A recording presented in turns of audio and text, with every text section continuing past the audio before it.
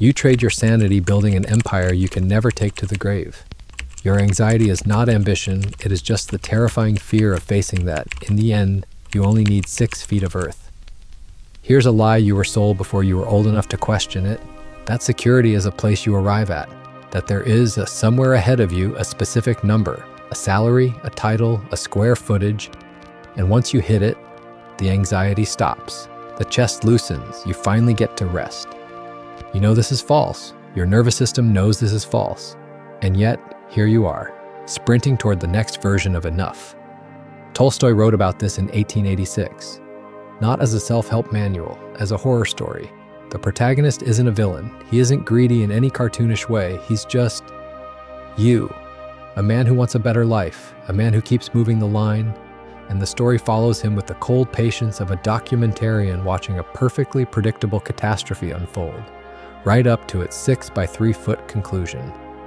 The mechanism he mapped, before psychology had a name for it, is the same one running silently in the background of your ambition right now. Let's pull it out into the light, where you can actually see it.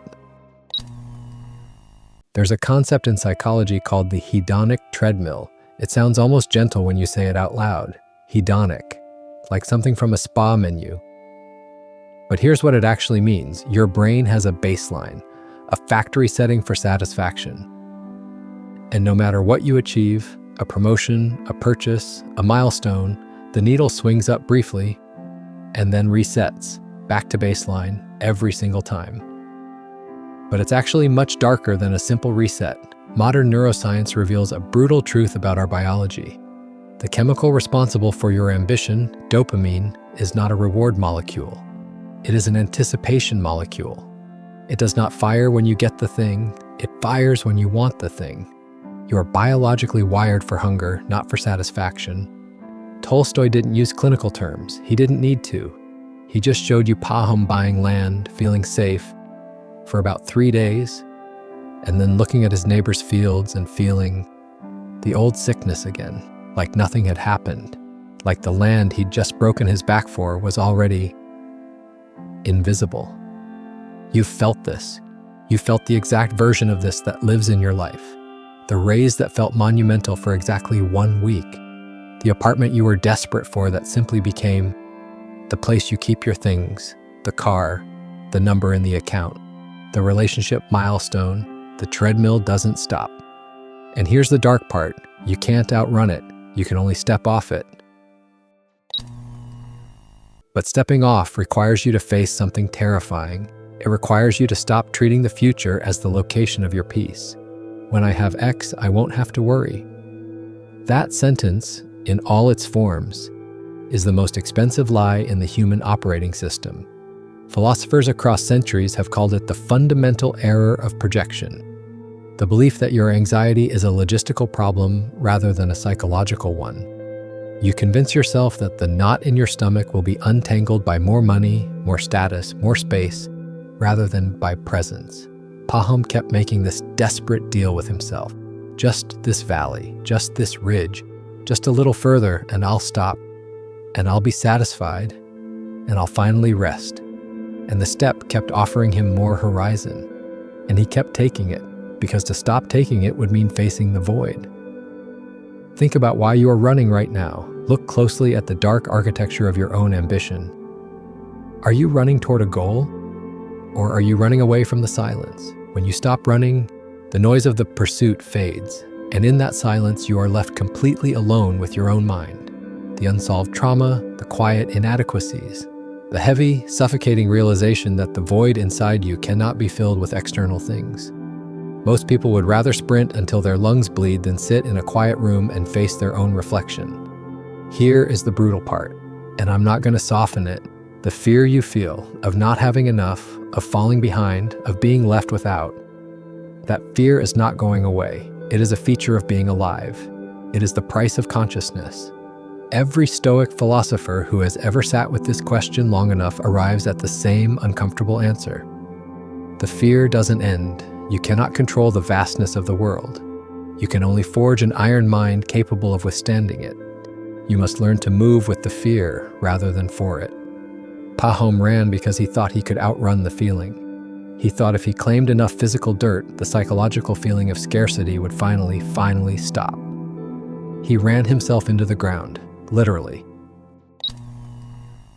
Who told you the horizon was yours to claim? Somewhere, very early, you absorbed a script about what enough looks like. A number, a title, a specific version of yourself that finally deserves to rest. And society, the ultimate architect of dark psychology, profits immensely from you running that script on a loop. Consumerism, algorithms, the entire machinery of modern life is engineered to keep you on the step, your farm for your dissatisfaction. Your restless anxiety is the fuel for an economic engine that does not care if you drop dead halfway to the sun. The land doesn't care about your story. The step is completely indifferent. It will keep extending itself as far as your legs are willing to carry you. The only question that actually matters is, who decides when you've gone far enough? And I know the voice that comes up in your head right now. But if I stop pushing, I'll fall behind. If I accept where I am, I'll stagnate. If I'm satisfied, I become weak. That voice is not wisdom. That voice is the treadmill selling you the treadmill. Presence is not passivity. Recognizing what is enough is not the same as giving up. It is, in fact, the hardest, most radical act of rebellion available to you. The true Stoic warrior doesn't fight because they hate peace. They act in the world from a place of inner peace. You can build an empire, you can amass wealth, you can master your craft, but you do it as a game of mastery, not as a desperate bid for salvation. Pahom had one bad day on the step. You've had years of this. Years of treating your life as a waiting room for the future. Here's what actually liberates you, not a destination, not a financial milestone, a complete psychological reframe. The step is not your enemy. Ambition is not your enemy. The drive to build, to earn, to expand, none of that is the problem. The problem is the condition you've attached to it. The invisible, poisonous clause that reads, "I am not okay until I get there." Remove the clause. Keep the drive, work hard, build things, earn more, expand, but do it from a place that already knows it has enough to stand on. Because you do. Look down. You are right now standing on enough. The ground under your feet is real. The air filling your lungs is real.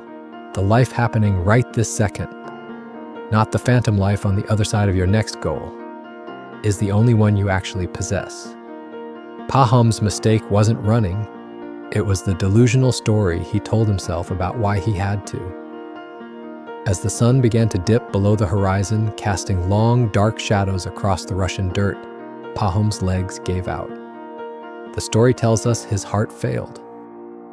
He was a few feet away from the starting line, having run a massive circle, trying to draw a boundary around an endless world. There is no secret. There is no magic formula. There is no version of this reality where someone hands you the exact coordinates of enough and the anxiety lifts forever. Anyone selling you that closure is just selling you another step to run across. What there is the moment you choose to take control of your own reality. The moment you stop measuring your worth in acres, in dollars, in views, in validation. The moment you let the horizon be beautiful, without needing to own it. That moment is available to you right now, not after the next promotion, not after the account hits the magical number, not when the chaotic circumstances of your life finally arrange themselves into perfect safety. Now. Pahom ran until his physical form broke.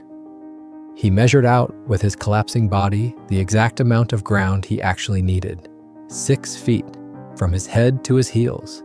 The same as kings, the same as peasants, the same as everyone. That's the ending Tolstoy gave us. It is not cruel. It is simply honest. It is a brutal mirror held up to every version of ourselves that has ever sprinted blindly toward a horizon, terrified of the silence, and forgotten to look down at where we already stood. You are not Pahom. You don't have to finish his run. The land is already under your feet, and it has always been enough.